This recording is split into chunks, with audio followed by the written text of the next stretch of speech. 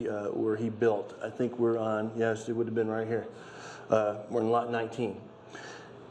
In 1874, he and another guy named, last name was Hutchison, built a saloon, and it was called the Cabinet.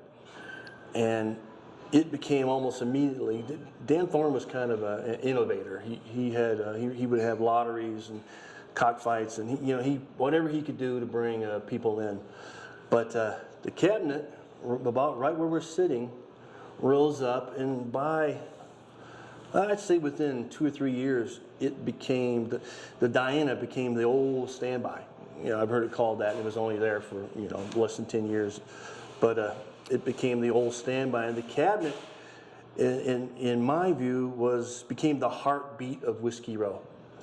And the big draw was its faro tables and the gambling, and it became what Lily Fremont called, John Fremont's daughter, she called it the main gambling center in all the Arizona territory, which we'll get to this at some point, but the Earps are often mentioned on Whiskey Row history, and if the Earps were here, they would have probably come to the Cabinet Saloon. Doc Holliday would have had his big $10,000 payday, probably in the Cabinet Saloon. It's not documented. Which is basically next door to where we are right now. We're actually sitting where the Cabinet. So it was right here. Right here. And the Cabinet was where the real action was, right, in the 1870s. And you asked me the evolution of the palace. It can't be denied that the original palace began in 1874. It's often said 1877, but I'll demonstrate how that's not possible. The palace can actually be said that it originated in 1877 because it began as the Cabinet. You can't erase the Cabinet's history from the palace history. It's impossible. It's like the two you can't take your mother or your father away from the genealogy. But there was another couple of locations where there was a saloon with the palace name. With the palace name. There was, on the sign here, and it's totally understandable why it's on the sign here, because I came across the same article in the Miner that showed that the exact one that's quoted on the sign here. I came across that blurb in the Miner that the palace was being built, and when you read it, it sounds like a lot like the palace. Embellishments and beautiful adornments, and it's just Tony, that kind of. But one day I was researching, and I was looking for something else, and I saw that blurb. These two guys, Marshall and Standifer, Shaw and Standifer. Standifer became the U.S. Marshal. So he was trying to get into the saloon business, but it was called the Palace. By accident, I happened to look just like an issue before where this one is quoted, the 1877 Palace. I looked back, and Shaw and Standifer were building the palace. They were taking over a place called the Antelope Restaurant. Antelope Restaurant, turns out, was on Gurley Street. It's over there where the Arizona Shoebox is. The there shoebox now. store is right now? One. That's where it was. Right here, that actually has no relationship with the current day palace, but the one that was built, originally called the Palace, was right here, and it didn't last very long, but it's now the Arizona Shoebox. And strangely enough, right before, there was one more palace, and I think it was short-lived too, but it was run by a Mrs. McManus, which may have shown that it was used for other purposes besides salooning. Yeah. But that's my guess. But it was short-lived too. It appeared in print one time and was gone. And And where was that? Somewhere on Montezuma Street. I haven't been able to pinpoint it, because I got the lots pretty marked out, but I cannot find a Mrs. McManus. I can't find anything about her. But But wasn't there another one where the Chamber of Commerce is today? Right, so that is where, if you just want to think about the name Palace, that is where the original was. What happened was Nathan Ellis and Al Whitney, they bought the Diana, and they ran it, but they wanted something bigger, and they built, what happened was, Prescott was a growing town, but it didn't have a hotel that was worth a snap, you know, and the people would come from all over the, you know, outside country, from Phoenix and everywhere else, and they were always turned away because there was not a suitable hotel. There were lodging houses, but not a suitable hotel. And over and over you see in the paper, we need to have a first-class hotel. We need to have a bigger hotel. And it finally came, and it was called it's Sherman House, founded by Moses Sherman, over by the Chamber of Commerce is now. today. Yeah. So Ellis and Whitney goes, well, here's our opportunity, because now people are going to be coming. They'll have a place to stay. So, and it was a very attractive. It was the long hoped for hotel that finally was worth something bragging about, and people would come in and say, you're really lucky to have a hotel this size. Well, Ellis and Whitney go, we're going to take advantage of this, and they built just to the east of it. The Sherman House was here. There was a clothing store here, J.W. Wilson, I think it was, and then the palace. If you see a picture of it, you're going, that's not a palace, but in that day it seemed like a palace. But they built the first palace is connected, that's associated with this, the palace of today. And that was when? That was 1880, June 23, 1883 is when they opened. And it opened up, and it had gold wallpapered walls. It was just landscape paintings, just beautiful paintings, and it was described as just something marvelous, you know. So it started drawing crowds. Here's the interesting thing that happened. This changed all of Whiskey Row history. The Palace on Goodwin opens up on June 23rd, 1883.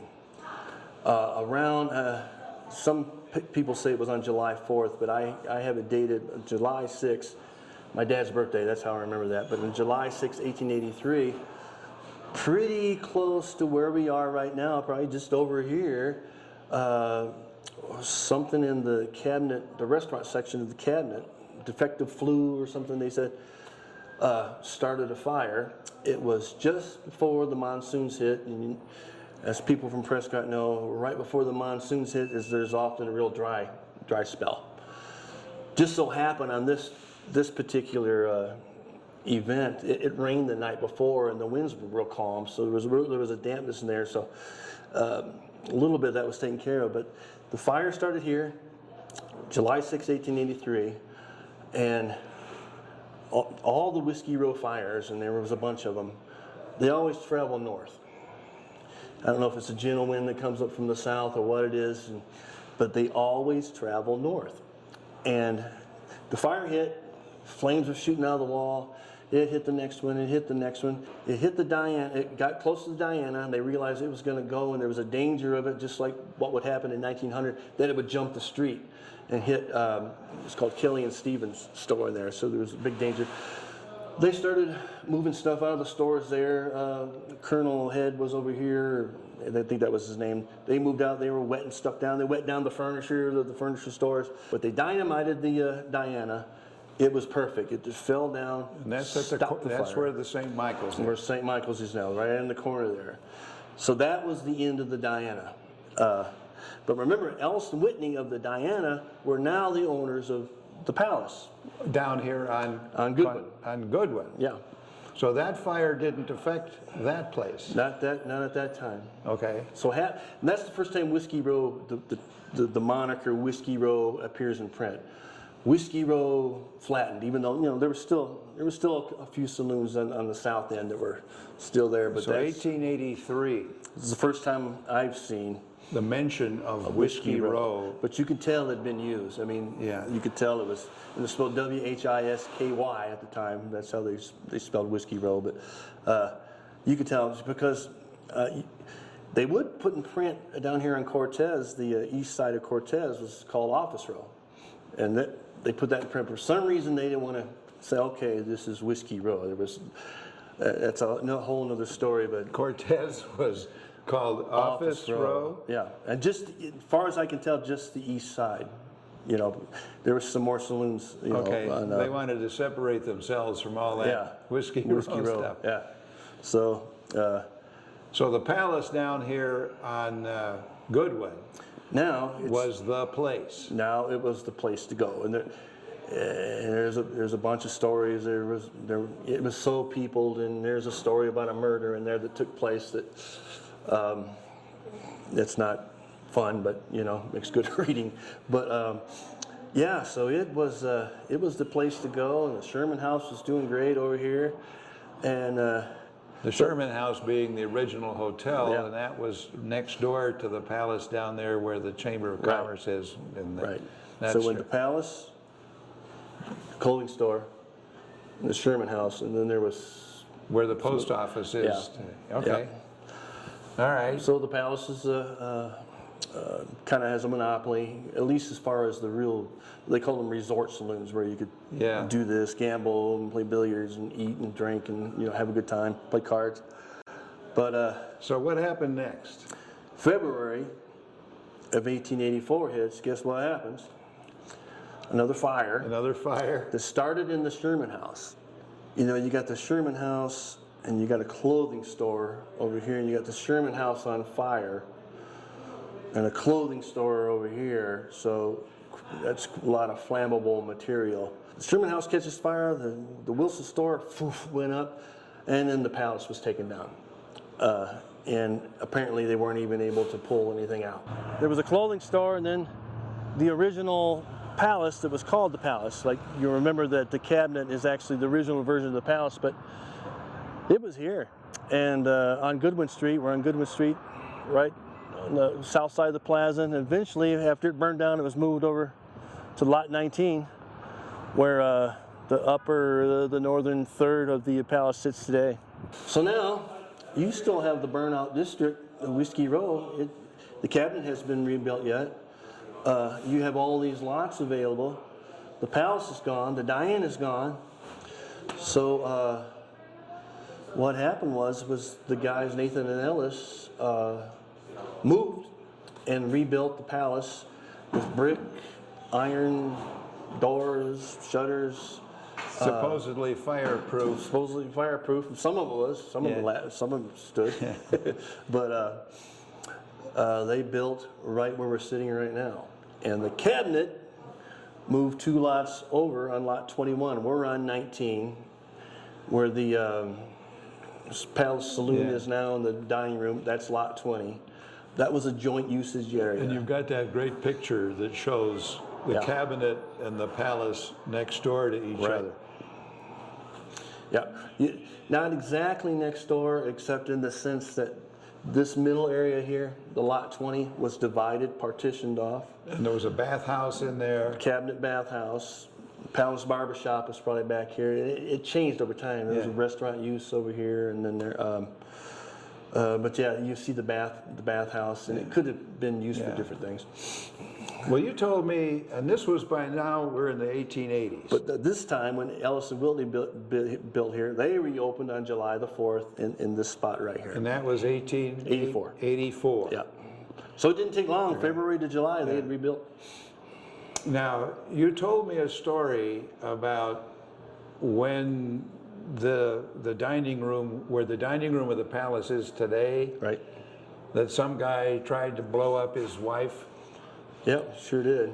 Guy named, I think his name was Binkley, but he married a lady called Bertha Hovey, Hovey, or Hobby, and she was a habituee. She was a resident of Granite Street, and Granite Street, pretty much if a female lived on Granite Street, it was known that their profession was one that Prostitution. Yeah. Oh, okay. That word, prostitution. We can put it in one word. Yeah. She was a prostitute, and he married her. Well, he finds out that Bertha was already married to some guy in Colorado. So he didn't like that too much, and he complained about it a bit. But apparently she was kind of a cruel, verbal abuse. He got to a point where he couldn't take it anymore. Well, she was dining back over here, and this guy Binkley, I hope I'm getting that name right, works at the Last Chance Mine. Later on, it was discovered that dynamite was missing, but he took some dynamite, crawled underneath the cabinet, found exactly where she was sitting, put the dynamite there, and his plan was to blow her up and kill her, and then kill himself. So it was in the evening. I'm going to say around 10 o'clock or so, and she was dining late with one of her friends. A Chinese waiter was standing there with them at the time, taking their order or something. He sets off the fuse. Huge explosion. They could hear it miles away, they said. And of course, everybody came running this way. But when the dynamite went off, amazingly, the cabinet had a linoleum floor, and I guess it was strength enough where when the blast hit, it went out this way. So it took out a lot of the cabinet. The owner, Barney Smith, he was one of the owners of the cabinet at the time. He was upset because it took out a lot of his liquor, which was his business. There was some guy there that apparently just flew like 40 feet. He flew out there, but it was a huge explosion. But it went out this way, and avoided Bertha altogether. The Chinese waiter was hurt a little bit. But it was nothing critical, and the other lady had cuts and bruises, but Bertha wasn't touched. And that was right in this, where the dining room of the palace is today. Where you see the booth over here? Where the guy tried to blow up his wife. Yeah, tried to blow up his wife, unsuccessfully. Apparently he took off, and there was a saloon called the Royal. He went down there, but came back, saw her alive, so he canceled his plans of offing himself, But he felt guilty about it after a while. They caught him, and he confessed everything, and he was still mad at Bertha for being married to someone else, and he still had the goal, and you should arrest her. You got the wrong guy. She's the lawbreaker. But and what was this period of time? This was 1896. Convicted. But that's that period of time when the cabinet was the place. By this time, the cabinet and the palace are really in competition with each other. Well, now, the 1890s were a pretty exciting time around here. And one of the stories that I've heard is that when Teddy Roosevelt was recruiting the Rough Riders for the Spanish-American War of 1898, he wanted real cowboys. He didn't want any fake cowboys. He wanted real cowboys. And he was recruiting here. I mean, there were one or two other places in New Mexico or Texas where he was recruiting real cowboys for his Rough Riders. And the story I've heard is that when it was time for these guys to leave on the train, by this time we had a railroad station down there at the head end of Cortez. Right. The story I've heard is that these cowboys showed up for their farewell visit to Whiskey Row, and they started, I think the story is on the southwest corner of Goodwin down here, and that there were 40 saloons between there and the train station, and somehow or other they hit them all. And here's what my research has discovered is leading to, that something like that had to happen. If there were 40 saloons at that time, that's probably a high guess. It's usually around 25, that I get.